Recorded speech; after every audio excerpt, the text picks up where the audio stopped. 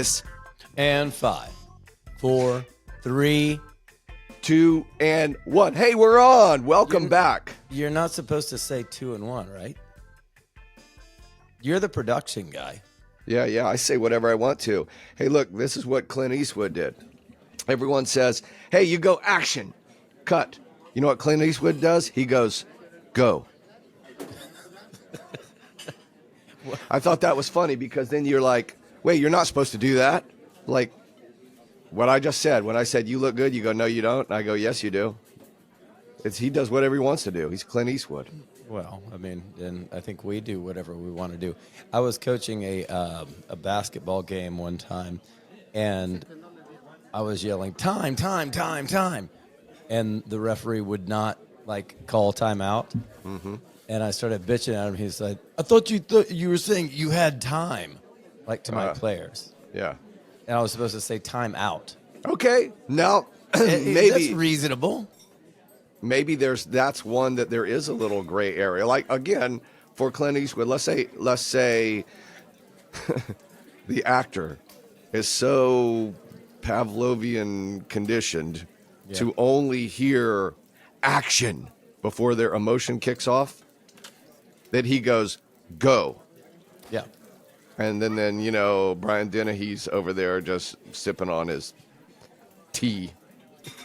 And he's like, what are you doing, Brian? And he was like, we didn't call action. I thought you were talking to the prop guy. Right? Could be. I don't know. Hell, I don't know. I'm glad to be back on here. We've had a little lull of activity. I wouldn't say lull. It's just not casting. We're not casting right now. I would say broadcasting, maybe podcasting, I guess is the casting. I like to do it. It makes me feel good to see your glowing face. Damn. That's a Topo Chico. At 6 minutes after 6 a.m. Pacific Standard Time. Yeah. I went to the gas station last night, the 7-Eleven, to get milk for my smoothie. Yep. And the woman in front of me, I just thought it was so appropriate. I mean, she was a person of, she was a hard worker, I'm sure. And all she had, and I'm not making this up, was 2 bottles of Topo Chico. Damn right she did. And there was so much to the story. I wish I was recording it or whatever. And she walked up, and she was in front of me in line. She said hello, and I was like, "You got the Topo Chico?" And she was like, "I try to go one day without Topo Chico. I'm not making this up. I try to go one day without Topo Chico, but I just can't." And she didn't have a 6-pack of Topo Chico. She didn't have a box like I do right behind me. Yeah. She just had 2 bottles. And I was like, hey, man, I completely get you. And then she panicked for a second, and she looked at the bottle, this exact bottle, and she goes, Beautiful. oh, wait, no, that's not the sparkling. And I was like, oh, no, yeah, it is. It is. And she was so relieved. But, the passion that people have for the Topo Chico is real. We don't make it up on this podcast. Hilarious that she said, I try to keep it to 2 Topo Chicos. It's like I'm smoking a half a pack a day. Totally. I try to. I can't go. That's what she said. I can't go a day without Topo Chico. And I said, I hear you, sister. And you know what? Honestly, part of the conversation was that I said, I said something, like I love it as well. And I said, I'm trying to get them to sponsor me. Yeah. And she's like, oh, what do you mean? It's like for my podcast, and then she escaped before I got to tell her all about Drop the Check. But you notice they're paying attention, which I'm going to get to that until before this though. Yeah, okay. You just brought up another good idea. Take a listen here, Topo Chico. Yeah. That what I said at 6 whatever in the morning, California time. Pop. You open a Topo Chico. Yeah. Here's a thought. Obviously, we know kind of the apex of where Topo Chico goes when the collaboration happens with Pearson Meyer Wine. We know that they're going to make a wine spritzer, that it's going to be everyone worldwide is going to want this. All those, I don't know, the adjunct I'm not going to say names, the people that do their own version of that, whatever, wine infused, whatever. This is going to be something spectacular. There's that for that ultimate collaboration. But for someone like you and our hardworking lady that's down the road that has to have your Topo Chico 6 a.m., 5:30, whatever it is, early in the morning, you're a guy. Yeah. For our listeners that don't know this, you're not a coffee guy. No, I don't. Okay, how about this? Do we know that this exists? Does Topo Chico have a caffeinated Topo Chico? That's a great question. I don't think so. Mm-hmm. I'm such a pure, every time you've seen me, every time it's been on the show, it's the standard bottle that I adore so much. I don't think they have a caffeinated beverage. Topo Chico. I swear that we should be, sponsorship alone. We should be promoting them. We promote them every day. No, I'm saying that they should be promoting us at this point in time. Well, of course. It's crazy. So you said another thing, though, too, that I'm interested in, because you mentioned this smoothie that you have. You got your milk for your smoothie. I sent you a video. Whole milk? In this case, I am using whole milk. I've gone from non-fat, 2% whole milk. I've gone around the cycle. Okay. Whole milk. And so you don't have any kind of tummy issues. Well, that's to be determined, but it's all. I'm in a competition with Winton to bulk up.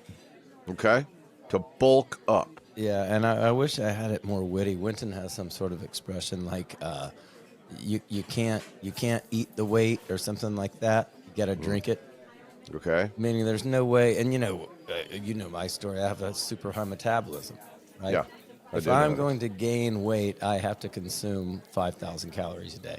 Okay. So my smoothie is like 2,000 calories. So where is the where's the correlation between why are you bulking up? Whole milk? No. Why? No, I get why whole milk to bulk up. Why is Robbie Meyer? Why is winemaker Robbie Meyer and potentially collaborator with Topo Chico even contemplating having to bulk up and having a whatever competition or whatever you are with? Because at 53 years old, Yeah. I'm in competition with my 17/18-year-old son, who gains about 2 pounds a month of muscle mass. Yeah. And at 53, I lose about 2 pounds a month of muscle mass. Yeah. I don't carry any fat, and so if I get the chance to substitute whole milk for 0% low fat, whatever they call it, no fat. Yeah. Hey, I'll steal those extra 100 calories. Okay.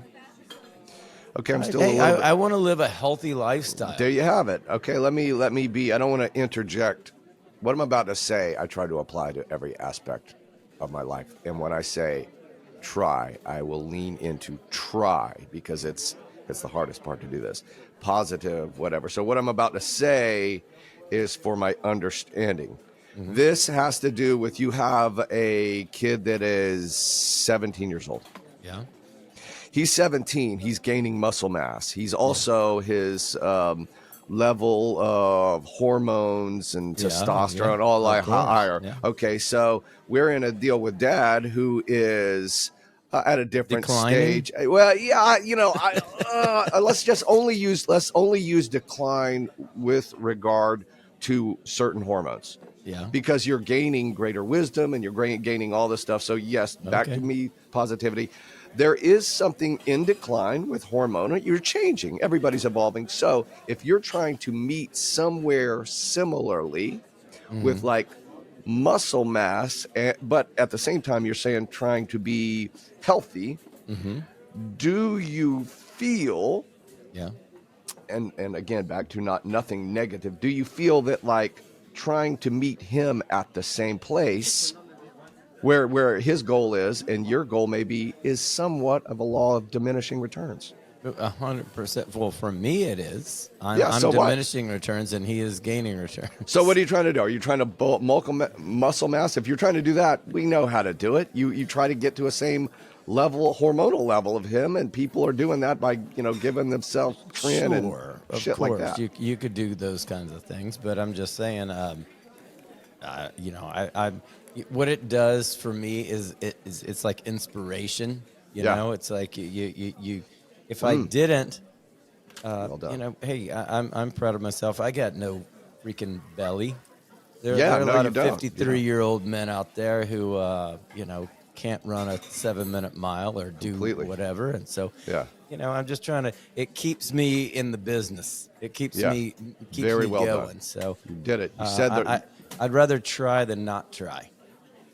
Exactly right. Well, you said it. That's the positive way to do it. It is a motivational factor to do that. And what you said, you're thin, good looking fella. People that can't see this, my God, 53? That was, I mean, yes, 53, Mike. you shouldn't have even said that. People wouldn't have known that. Said, who's this young guy drinking all the Topo Chico? Maybe that's the draw. They always see you drinking Topo Chico. I thought you were going to say it's the answer. The fountain of youth is Topo Chico. Damn, there's another one that just came out of nowhere. Maybe it is. Okay. Well, lovely. Okay, let me ask you this. Yeah. Since there is some aspect to this little talk that we have here about wine, that we hadn't mentioned wine. We have not mentioned wine, so this is thus the opportunity to mention it. This wine that people may have picked so many months ago, when I gloriously got to go out there and see this and eat these grapes and pop them in my mouth and drink the juice, which was crazy good. Right now, what's happening with that stuff? Where are those same little grapes and juices? Well, we know where the grapes are. They're putting into barrels.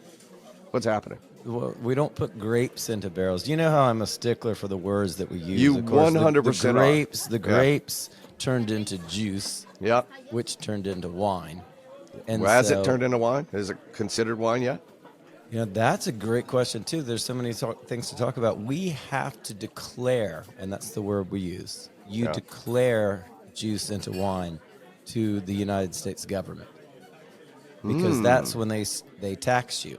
Because they're taxing us they tax us on everything. They do tax us agriculturally, on grapes, on farming, on everything. But they really tax you on alcohol, right? Yeah.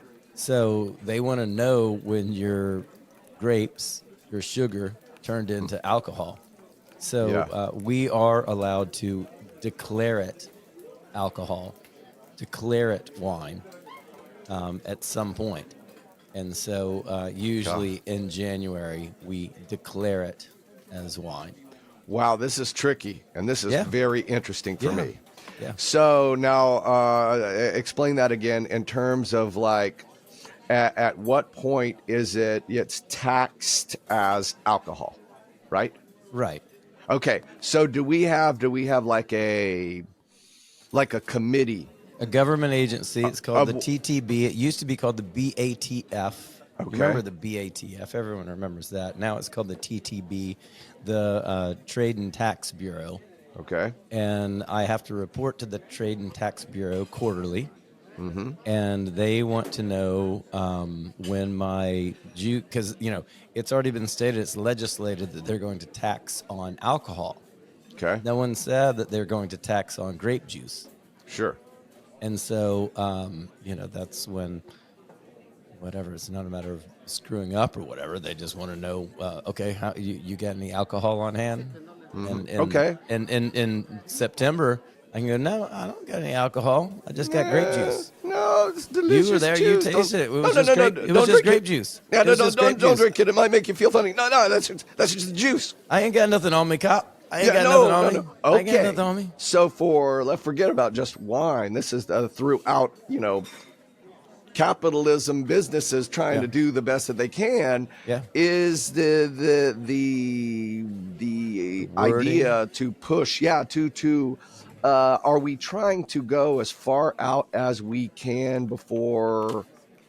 Let's just say hypothetically, we're not talking about literally, like no one is sticking a little evaluator into your grape juice and go, aha, it's wine right now. You just have to set a term to say when this is when I'm going to say it's alcohol. How is this determined?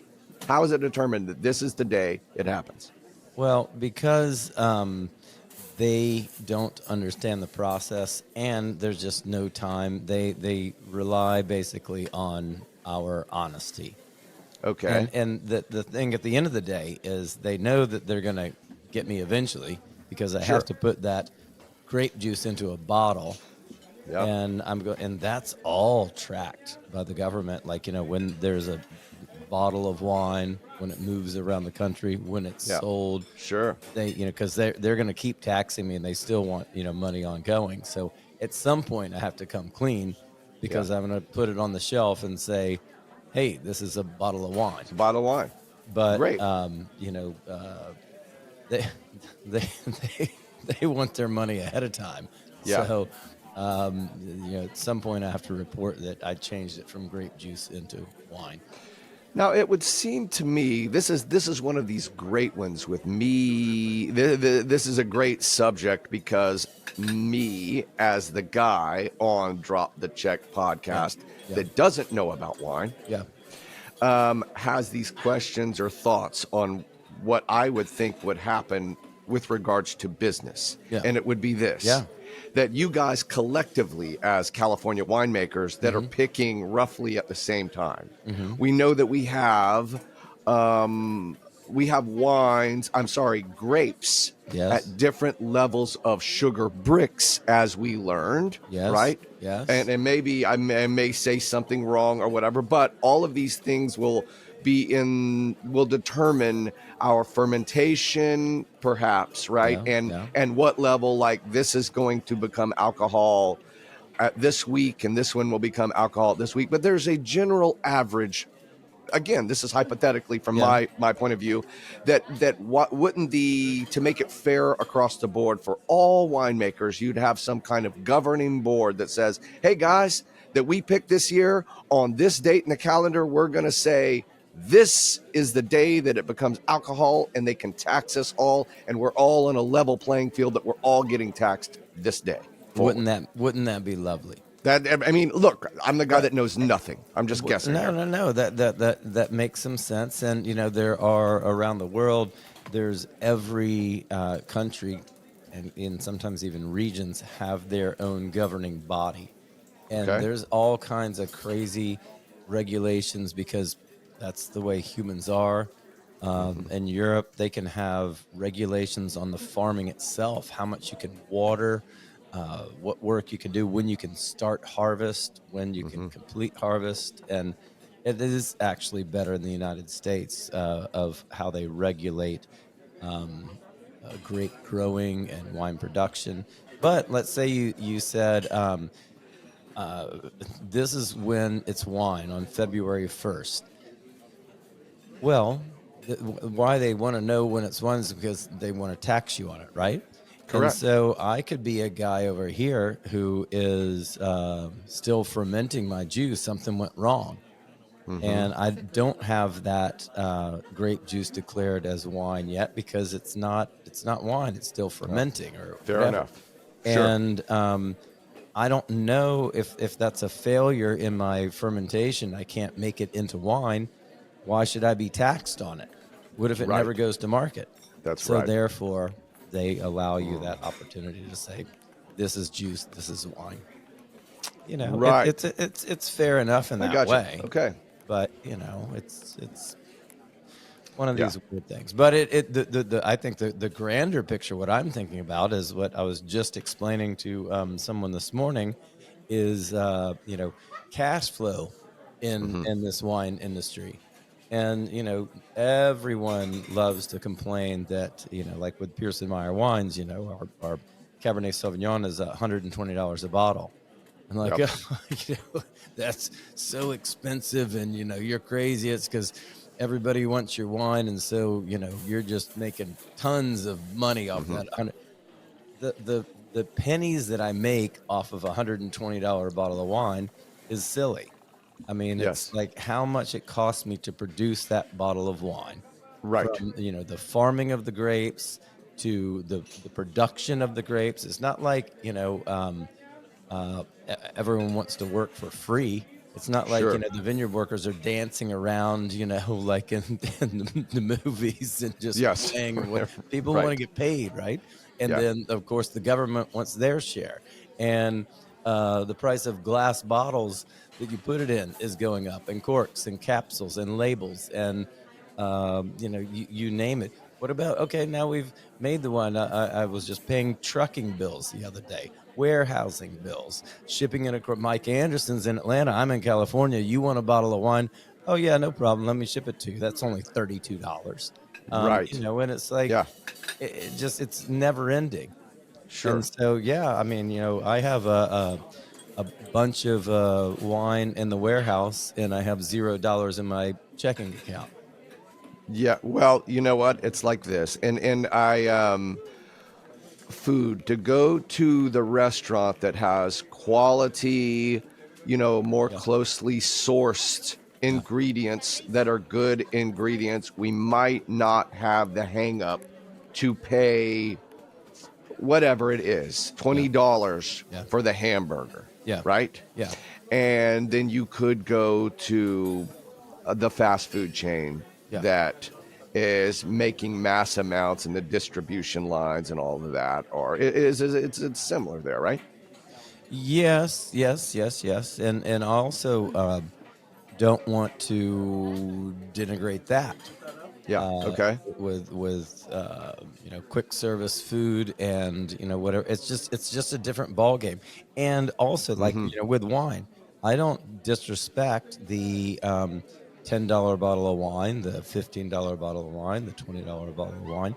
It's just a different game. Sure. And they're paying a certain amount for their fruit and their label and their taxation and everything else. It's just a different product. And Right. so, and also when you have economy of scale, right? Sure. When Yeah. you're Yeah. making 200,000, a million cases of wine, you have an entirely different economy of scale. It's like one cellar worker could work on 1 barrel of wine all day, but he Yes. also might be able to work on 10 barrels of wine all day. Right. So the economics of it all go, you know, it's very relative to what you're producing. And so Yeah. when you're like me, and that's my my soapbox preach is that my whole game with Pearson Meyer is about small production wines, Mm-hmm. and that's to illustrate a perfect example of what comes from a particular region, a particular appellation, a particular um, vineyard, and within a vineyard, a couple of rows. Most of my wines are produced from 1 to 2 acres of land. Um, Mm-hmm. there's no economy of scale. What Yes. you get in return is something very, very unique, Yeah. very individual, very expressive, hopefully Mm. of super high quality. Yeah. But it costs me so much more to produce that than it does for someone making, a larger volume. Doesn't make me smarter, Right. doesn't make, whatever. Hopefully the product to the person enjoying it is a little bit more special and a little Yeah. bit more unique. But again, I'm Mm-hmm. not degrading or denigrating, other people making these less expensive wines. And Right. I want to use that key word, less expensive. I don't want to say they're not as good or not as. Sure. Hey, man, those people are proud of the work that they're doing, and they serve a need. Um, it's just I'm trying to do something unique and special, and it just costs me a lot more to do that Right. per Oh, bottle. okay. If I was to compare this Yeah. to art, Yes. me just winging it here, Yeah. art. Let's say I'm painter that's gonna paint whatever my particular design is, Yeah. and I can sell that design Hmm. because it's gonna take me a day maybe to paint each one of these sun faces. Yeah. Okay. Now I could, once I paint Sunface, Hmm. perhaps Hmm.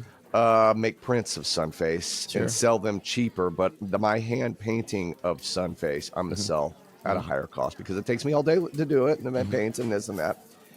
Do you somewhat consider, and I think I know certain feelings we've had on this before, of more artisan to having smaller batch wine to larger batch? Notice I didn't say cheap wines, those other Yeah. wines they have there. Do you consider that? Is it more as you feeling artisan to keep it small? Well, I don't want to speak as a producer. I'm going to speak as a consumer. Okay. You're just saying that. Like, if I can get a packet of ketchup for free at the at McDonald's, does that packet Have of ketchup? have I ever done that before? Yeah. Yes. Of Okay, go right ahead. course. A lot of people have a drawer of packets of ketchup at Sure. home, and I'll use that ketchup. But if Yes. Mike Anderson comes over and said, "Oh, we talked to Dave Delgado, right? His Yes. beautiful tomato garden and everything." Oh, And, there, get me hungry already. it's not that it just tastes better, but like I go, Dave grew those tomatoes on his property, and Yep. then he picked them and he went into his kitchen and he made tomato sauce, and it's Yeah. him that created it, and it's from his little parcel in St. Helena, California. And that it's not only does it taste better, but to me emotionally, I'm more Yes. invested in it because it's so unique and so special. And it's Completely. not a matter of like no one else can get it and only I can get Yeah. it. It's that it's just that much more unique and special. And I hate the word artisan, but yeah, Yes. it is more artisan. Nothing wrong with Heinz ketchup. I Correct. request That's right. Heinz ketchup. I Sure. love Heinz ketchup. Yeah. But Okay. it's just, I know that they're going to produce, a billion gallons of it, and I can go to the grocery store and get it any chance I want. The chances that I can get Dave Delgado's tomato sauce, Yes. his marinara, Yes. that's less frequent.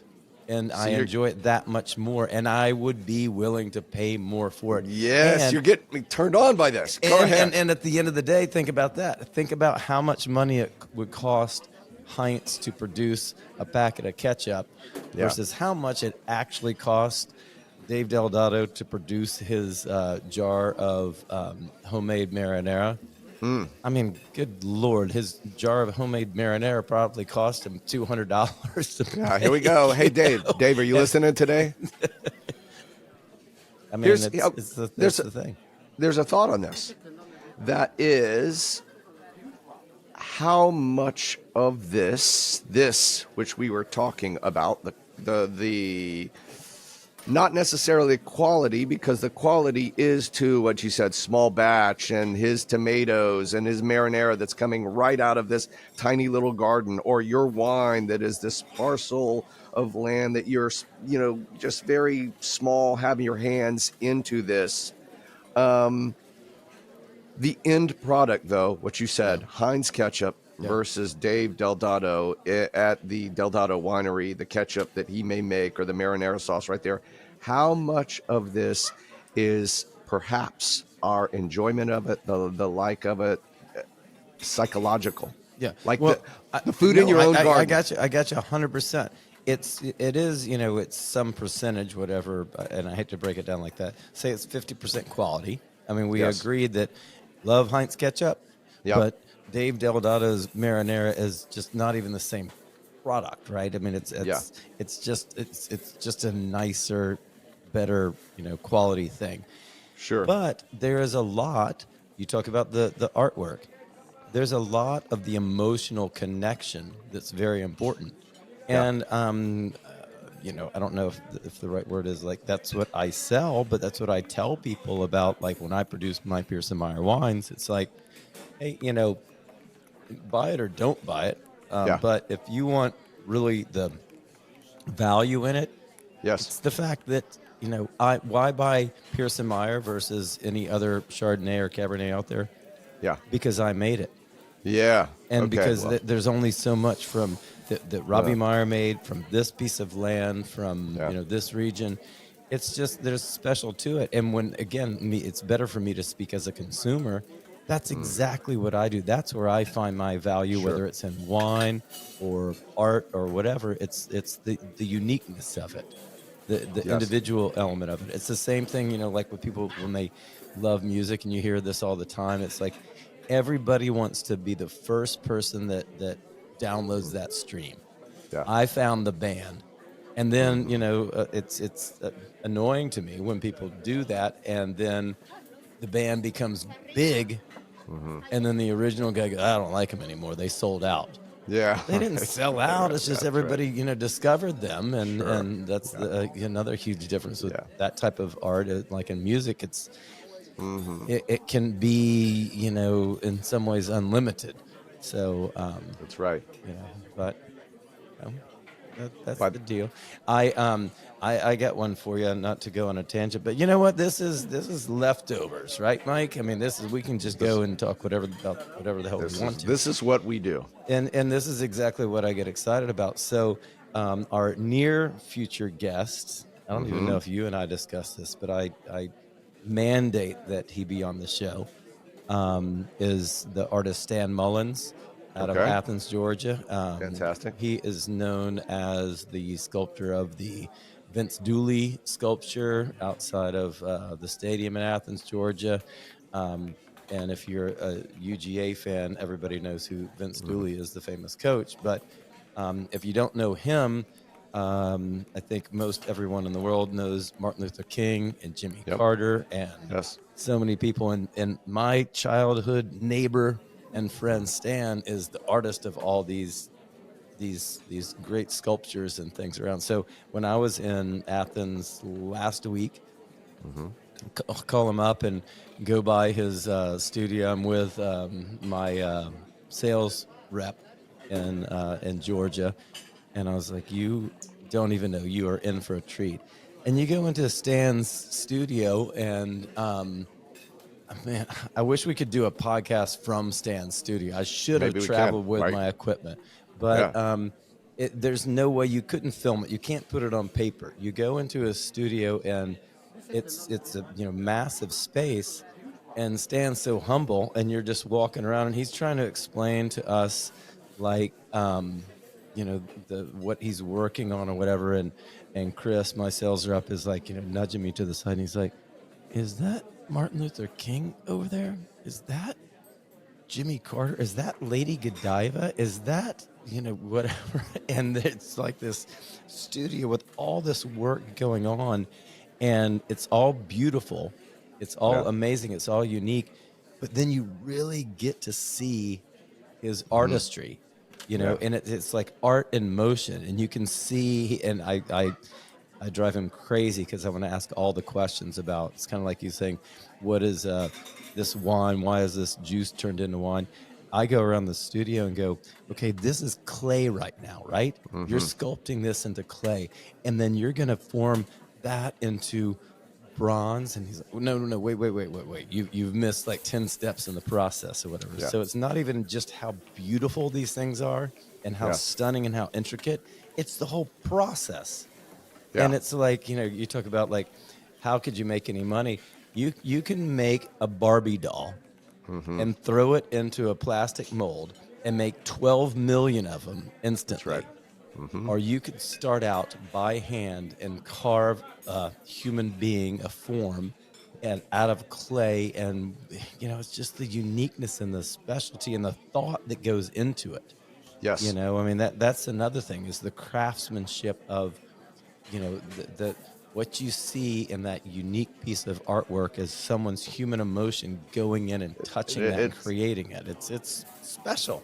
well, it's That's the special, value. and it's fascinating too that we started here like talking about these things like wine and then wine and business, Hmm. wine to the business of being able to, like Barbie, being able to produce at the stage where you can put, like Barbie, thousands, hundreds Millions. of thousands, millions into either packages like Barbie and or in bottles, and then be able to sell them, or the guy like Pearson Meyer wine that there's only so many, there's so much, uh, or the artist that takes all this time to do that, which is cost.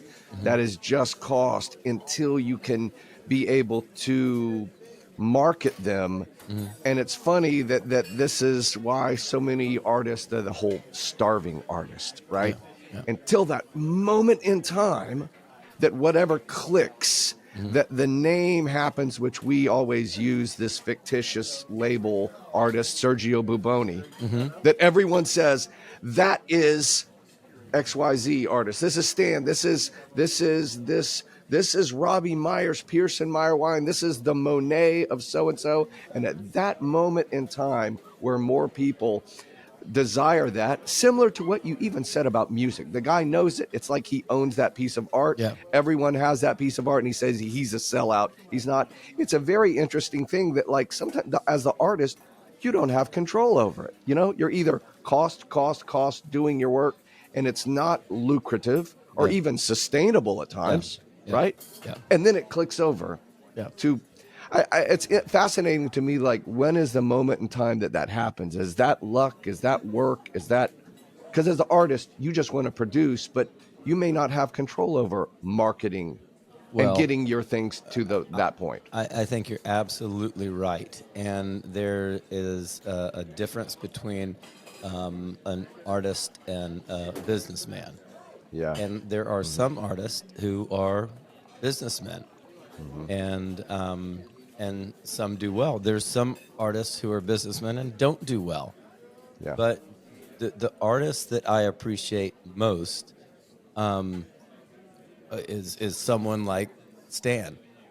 For all I know, Stan has $100 million. I don't think that he does, but Right. I mean, if he did, he could care less, and he wouldn't do anything different.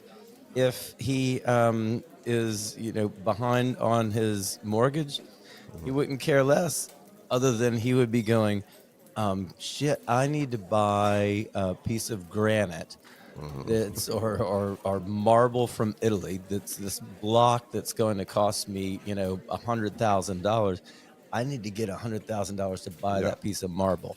That's all he's thinking about. He's not thinking about the profit and in returns. Most artists are not good business people in that sense, because they don't think about that. When Yeah. I'm thinking about, if you say, Robbie, make me the best bottle of Cabernet Sauvignon, Yeah. I'm thinking, okay, here's going to be my farming techniques, and here's whatever. I'm not thinking about my profit margin, right? I'm thinking about, how do I grow the best grapes possible? How do I craft it in the best way possible? And that's all I'm thinking about. I'm not thinking about, oh, well, yeah, I know how to do that, but it's super expensive. Right. And That's right. And at the end of the day, I'm not going to make a penny off of the bottle, even Right. if it's $120 a bottle. It's no win. Whereas Right. the good business person would go, if I make this $12 bottle wine, and I want to make $1 per bottle, here's how I'm going to control my farming costs or whatever, and that's where you get the differences in quality and things like that. And again, I'd never denigrate things of different price points. It's Sure. just what the mission is. That's challenging to me. What you just said, challenging to me from this perspective as an artist. If one is sinking their emotion or whatever they're doing into their art as the artwork and the emotion that it is evoking or whatever, are they thinking about that, or are they simultaneously thinking about margins with regard to profit? Yeah. You know what I'm saying? No, I There's do. two things simultaneously going on, and maybe I could admire the person that can keep those two things separated, right? And or work on them simultaneously. And I like what you just said, or work on them simultaneously. That's right. Because that can be a thing as well. If we talk about on the artistic level, let's talk about Andy Warhol, the factory. Yeah. He Yeah. Okay. at the once he became established, that's a lot of his people criticize. It's that, like, he wasn't actually painting. It wasn't his brush strokes on those pieces, or he wasn't doing the screen printing or whatever. He had people producing those things for him. Yeah. Does that make him less of an artist? No. Right. No. Does it make him a better businessman? Sure. And was that his really end goal, was to make more money? Maybe. Does it make him less of an artist? Nope. It's Yeah. just what he was doing. Yeah. Well, I mean, I think we're back to that. There's this point in time that it crosses over. Many artists that we know were doing something because they just did it, and it Just made happened. their friends. Okay, I'm not a guy that's crossed over to the other side where there's in high demand, but I'll just use this as an example. Hmm. Many years ago, as you remember, there was something on Friday. It would do a little video, these wacky videos Friday shout called out. Friday Shout Out. And there was a little videos called Friendly Neighbor. By the way, I'm not saying this to talk about myself, but to all the people that just are doing it for this reason. Here's the reason that this was happening. Yeah. I would make a wacky little video and a series of videos, Hmm. as you know, Hmm. that was to make my friends happy on Friday. Yeah. Right now, there became That somewhat was of a that little. was the singular mission. That was the mission. That was the mission, to make my friends happy, which started to require a lot of time, Yeah. because there was, some things were evolving with characters and things that were happening. It became its own little show. It's if you just will. your time. There you go. Someone said, I'm glad you used time. Someone said something to me on a set where I was working that now this had circulated, and it had somewhat of a little following just as people watching it. Someone used this to me. They said, wow, you really have a lot of time on your hands, don't you?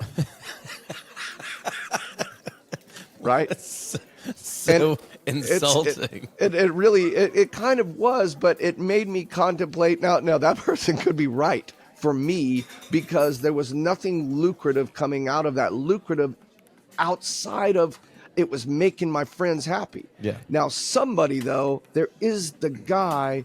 So many artists we know, painters or people, musicians, that I'm just going to be on the street corner and busk for change. Yeah. And someone may pluck them out and say, my God, that made me feel so good. And now I'm going to put you in front of the masses. Yeah. And you now are the quote unquote star. Yeah. You're a celebrity of so and so.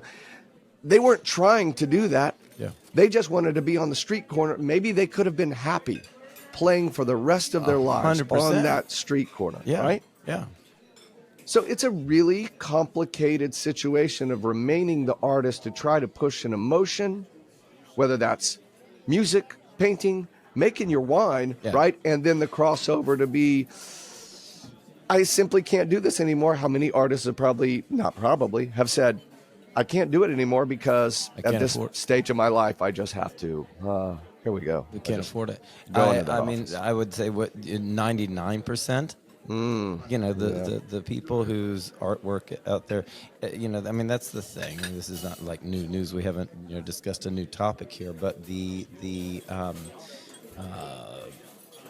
relationship between fame and quality of artwork is the scale, the relativity is not that important. It's like or not that relative. Yes, I think Jean-Michel Basquiat is, my favorite artist. Why is one of his paintings worth $150 million? Because someone out there wants it that badly. Is it better than my artwork? Oh, mine's not on camera here. Yeah, in my opinion, his artwork is better, but why is it worth $150 million and mine is worth negative $200? It's because that's what society said it was. This is Sergio Buboni. That's that. Exactly. It's Sergio Buboni. Okay, so let's bring it full circle back to wine. Okay. The most expensive, or we've had some of these before that they go, they uncorked a bottle of Chateau Margaux. I'm just whatever, like that. Oh my God! By the way, I mean Chateau Margaux / Sergio Buboni. No offense to you, Chateau Margaux. Maybe. I Chateau don't Margaux know. is fantastic. I love Fantastic. Chateau Margaux. Yeah. Okay.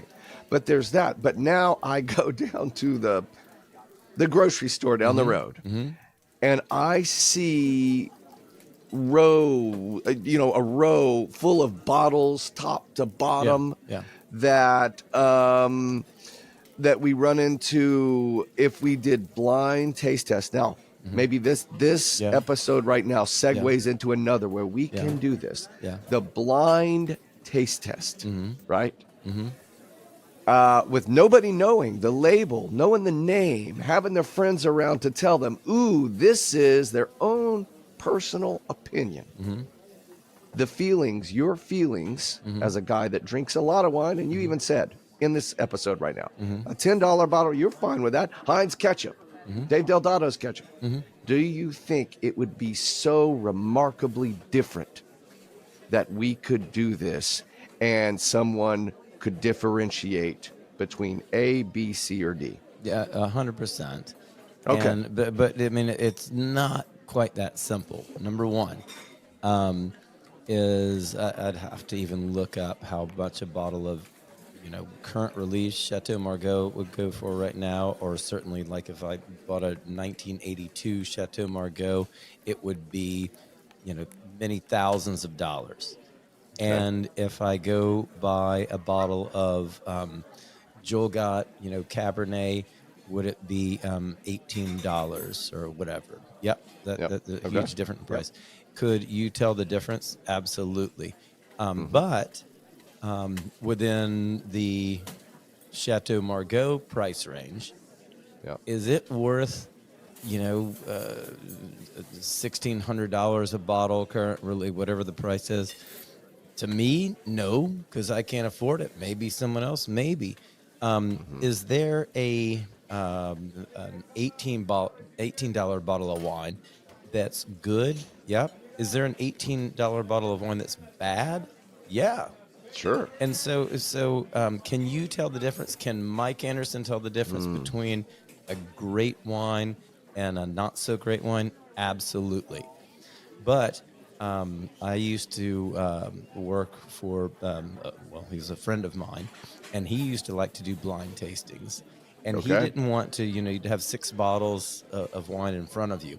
He didn't want to just describe the wine to me. Which one do you like the best? You then had to give your best guess of how much each wine cost. That's a good that one. was far more difficult than everyone gets into give me the wine region, give me the description, tell me what variety it is and all these different things, and we get real romantic about it. And then in a blind tasting go, how much does it cost? And you're generally way off. Yes. Way off, Well, that factors into those other things of marketing. And I know one slipped a little Mad Dog 2020 in there. Yeah. That would have been funny. But hold on. I got a good side story about it, which I think illustrates the point. We've said before, when, I'm from Georgia and moved to California, and it's like, well, I'm a farmer. People are like, yeah, whatever. You're not a farmer. Yes, I'm a farmer. But I love this story. This is many years ago, and my father was always very supportive of what I was doing, but he didn't know about wine and about farming, and was like, yeah, good on you, pat on the back, go do what you do, and come home, and I've got my Pearson Meyer wine, and it costs X amount. Say it's a $50 bottle, and he's like. Kim's Karate. Who the hell is going to buy a $50 bottle of Chardonnay, whatever? And he's got his Kendall Jackson, which he loves and enjoys or whatever. And it's like, and again, not denigrating Kendall Jackson at all. I think they do an amazing job, and clearly they make a lot more money than I do. But, I was like, Dad, just taste it. And, we put it on the table for him. And it blew him away that he, not being an expert, and no one asked about price point or whatever. He was just like, wow. And he was literally walking around the house with the 2 bottles in each hand going, you really can taste the difference. It was like, why, how do people not understand this? It's like, there's value, there's whatever, there's production costs, there's profitability. We can all get those boring things, but at the end of the day, I think most people can differentiate quality in most products, not just wine, but a fabric, a shirt that you're wearing, cotton or whatever else it may be.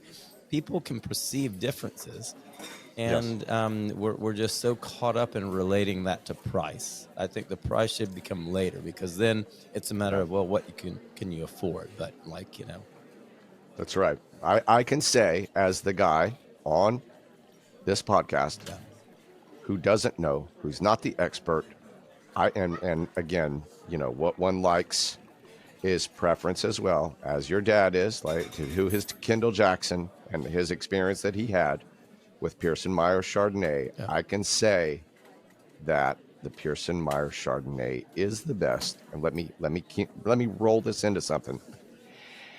As it is to our love and respect for Topo Chico, and God willing, when the two of those ever meet,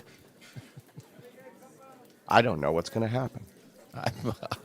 I don't either. I just want to talk to them. I really don't know what's going to happen. There may be a rip of fabric of the universe may open up. Well, those two. We were talking about production. What we talked about on the show earlier is that, like, the scarcity of the Topo Chico. I mean, I respect their artistry, but I feel like the demand should be met with, like, how much we need it. That the woman in front of me at the store, like, could only have her 2 bottles. Or two bottles a day. Yeah. Well, and maybe that's all she could get. Maybe they should, like, redo Smokey and the Bandit. He's going for Topo Chico. He's shipping it across the country. I don't remember the background of why. I remember Smokey had to get across the country. I'm about to tell you. What was he carrying? Coors. It was? Coors couldn't come to Atlanta. He's really the brand Coors? Coors, yeah, Texarkana. By the way, back to Sergio Baboni, my dad, during this time. What is this, 1978 or whatever? My dad did some work in Denver. Comes home with a 6-pack. It might have been Chateau Margaux. 6-pack of Coors. Because it wasn't in Georgia. Showing off. I mean, Smokey and the Bandit comes out. Like, think about the demand of Coors after that. Like, everyone's like, holy shit, I got to get some Coors, right? I got to go out west to be like the Bandit, right? To get it across the country. Like, how much better?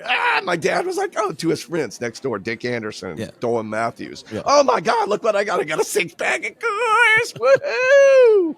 They're going ape shit over Coors. Yeah. Right? Yeah. Now, and again, now that we have it, now that Coors is, you can get it like with everyone else. But starts feeling a lot better when he's driving across the country. Nice shipped bottle of Topo Chico. When it's Burt Reynolds. It's Burt Reynolds. Pull Burt Reynolds back out. What was that movie? It was shot in Atlanta. It was like, and I think it featured Burt Reynolds. God, I can't think. Cannonball Run. Nope. It was something less famous, but I know what it is. Sharky's Machine. Sharky's Machine.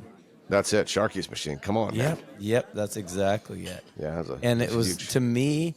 Again, this goes back to, like, uniqueness or origin or special whatever. That to me was so cool. Yeah. Because it was filmed in Atlanta. The Peachtree. Okay. And that's the Peachtree Plaza, right? Didn't he Peachtree Plaza? Didn't he get thrown out of a window? Or there something? You have it. Exactly. Stuntman Dar Robinson. That's outstanding that you pulled that. Stuntman Dar Robinson getting pushed out, falling 20 stories from the Peachtree Plaza. You could actually. That was a time where the skyline of Atlanta, you could actually make out the Peachtree Plaza amongst everything else. Yeah. Made it. So, Sharky's Machine. Well, I mean, that brings it back, not full circle, redoubles circle of what we're talking about. why Yep. was that special to me? Because it was the place Ah. of origin. Yes. I wasn't judging the acting. I didn't know Dar. Is that his name, Dar? Dar Robinson, Yeah, man. I didn't know Famous Dar. stuntman. Whatever. It was like, hey, that's from Atlanta. That's where I live. That makes it great. That's what I Yes. want.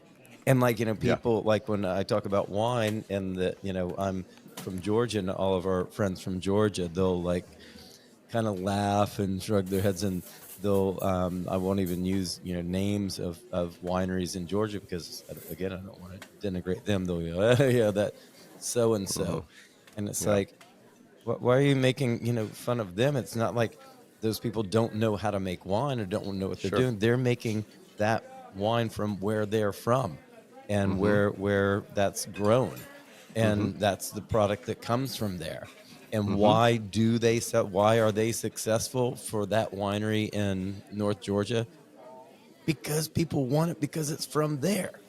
Yeah. It's not like people don't understand that this tastes like this and that tastes like that. It's like I think every human being has a natural attraction to like things from where they are. That feels good to them, That's and right.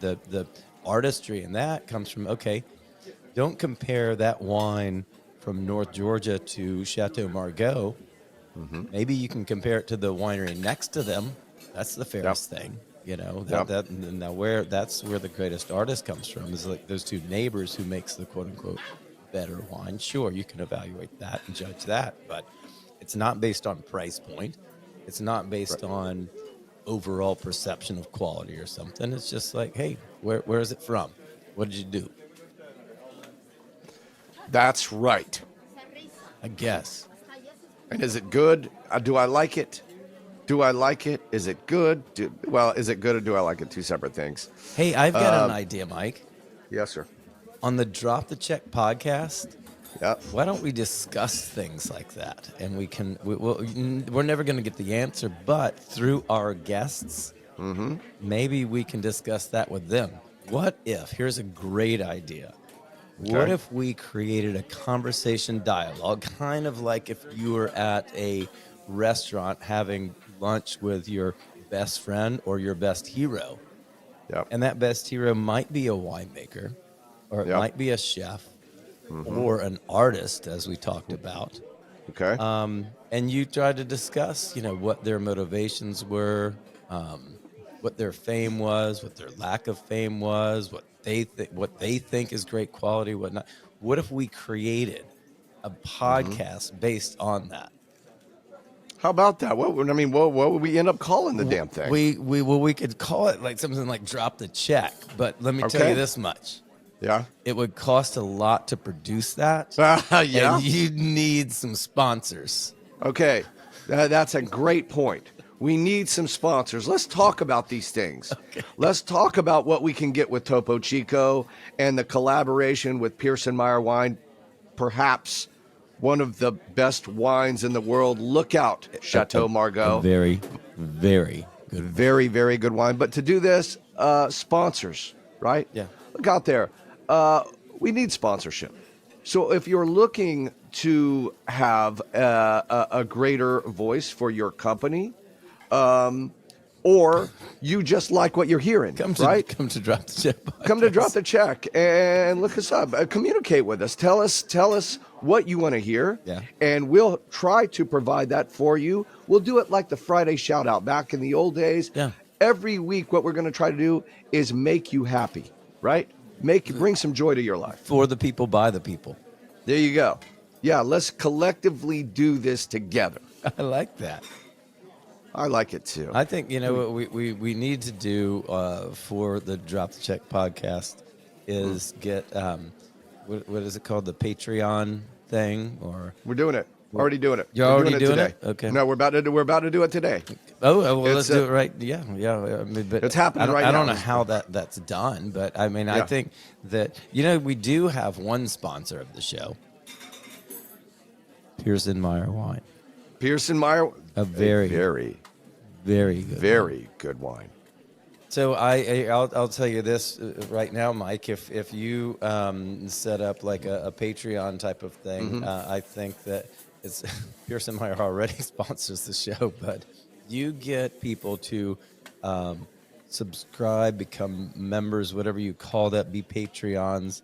I think Pearson Meyer should like offer them, in addition to the enjoyment of listening to Mike Anderson and sometimes Robbie Meyer talk on this podcast, that Pearson Meyer, for their Patreonic, is that a word? Patreonic sponsorship of the show, Pearson Meyer should give them a bottle of wine. What? Not give, what's the right word? Thank them with a bottle of wine. See, I don't even know what this costs. This is probably a dumb thing to say because Sounds it crazy. That sounds crazy. Like people, hang on, people listen to Drop the Check. They love it, especially people that drink Topo Chico. We do get a lot of very we nice do. We get really nice comments from people. You're saying right now, if I heard you correctly, you maybe something is in your Topo Chico. You're talking about people that may sponsor Drop the Check may perhaps get a bottle of Pearson Meyer wine. Sure. I think they should get a bottle of Pearson Meyer wine and a bottle of Topo Chico, but I can't donate the Topo Chico. I don't know if we can even put this episode out that you just said that. Okay, you said it, man. I guess people are gonna hold us to this. That's fine. If they're gonna sponsor, I'll commit to that. Okay, we'll set up a sponsorship. Okay, we will set up a sponsorship. Okay, for people that want to sponsor Drop the Check. Will not only get the love that we will send out with this podcast, but they will get the entertainment and or information that we're providing about wine and or other, but also a bottle of Pearson Meyer wine. That I can stand behind that. Okay, let's do it. Okay. Hey, friends. You know, this is usually the part of the show where I say thanks for listening. But I don't know. I think that this is one of the weird occasions that I'm like, I hope you didn't listen to the end, because I don't know what's up with this guy. Winemaker Robbie Meyer may have lost his cookies. I'm sure. I mean, my phone is probably going to be blowing up from his distributor. Going, what is this guy saying? What is he saying right now? He's going to give away